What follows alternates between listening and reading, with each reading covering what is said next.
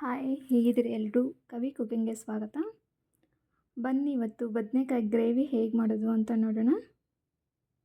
ತುಂಬಾ ಈಸಿಯಾಗಿ ಅತಿ ಬೇಗನೆ ಮಾಡ್ಕೋಬೋದು. ನೀವು ರೊಟ್ಟಿ, ಚಪಾತಿ, ರೈಸ್ ಜೊತೆನೂ ತಿನ್ಬೋದು. ತುಂಬಾ ಚೆನ್ನಾಗಿರುತ್ತೆ. ಒಂದು ಸರ್ತಿ ಟ್ರೈ ಮಾಡಿ, ನೀವು ಪದೇ ಪದೇ ಇಷ್ಟಪಟ್ಟು ಮಾಡ್ಕೋತೀರಿ.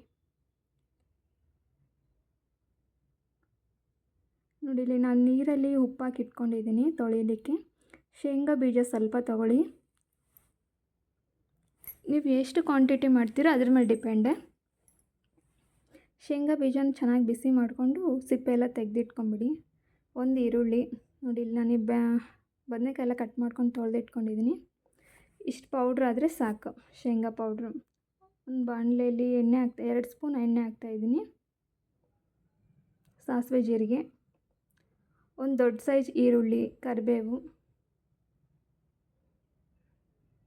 ಸ್ವಲ್ಪ ಅದು ಕೆಂಪಗಾಗಬೇಕು, ಕಲರ್ ಸ್ವಲ್ಪ ಚೇಂಜ್ ಆಗಬೇಕು. ಆಮೇಲೆ ಒಂದು ದೊಡ್ಡ ಸೈಜ್ ಟೊಮೊಟೊ.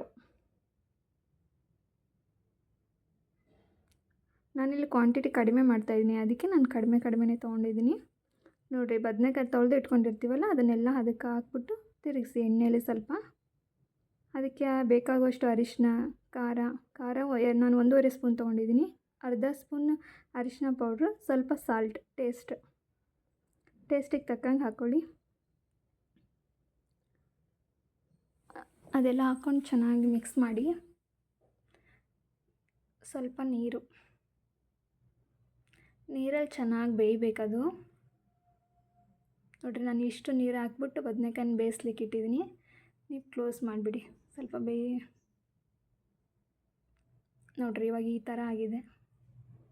ಇವಾಗ ಶೇಂಗಾ ಪೌಡ್ರ್ ಇತ್ತಲ್ಲ, ಶೇಂಗಾ ಪೌಡ್ರನ್ನ ಅದಕ್ಕೆ ಹಾಕ್ಕೊಂಡು ಮಿಕ್ಸ್ ಮಾಡ್ಕೊಂಬಿಡಿ.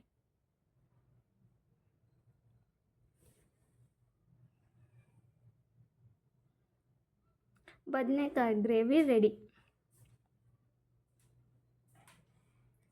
ನಮ್ಮ ಚಾನಲ್ಗೆ ಹೊಸಬರಾಗಿದ್ದರೆ ಲೈಕ್ ಮಾಡಿ, ಶೇರ್ ಮಾಡಿ, ಸಬ್ಸ್ಕ್ರೈಬ್ ಮಾಡಿ. ನೀವು ಟ್ರೈ ಮಾಡಿ, ಹೇಗೆ ಬಂತು ಅಂತ ತಿಳಿಸಿ. ತುಂಬಾ ಚೆನ್ನಾಗಿರುತ್ತೆ. ನೀವು ರೈಸ್ ಜೊತೆ, ಚಪಾತಿ ಜೊತೆ, ರೊಟ್ಟಿ, ಪೂರಿ ಜೊತೆ ಆರಾಮ್ಸೆ ತಿನ್ಬೋದು. ನೀವು ಶೇಂಗಾ ಪೌಡ್ರ್ ಹಾಕಿದ ಮೇಲೆ ನೀರು ಕನ್ಸಿಸ್ಟೆನ್ಸಿ ನೋಡ್ಕೊಳ್ಳಿ, ಯಾಕಂದರೆ ಅದು ಡ್ರೈ ಆಗಿಬಿಡತ್ತೆ. ಇಷ್ಟಿದ್ರೆ ಸಾಕು. ಬಾಯ್.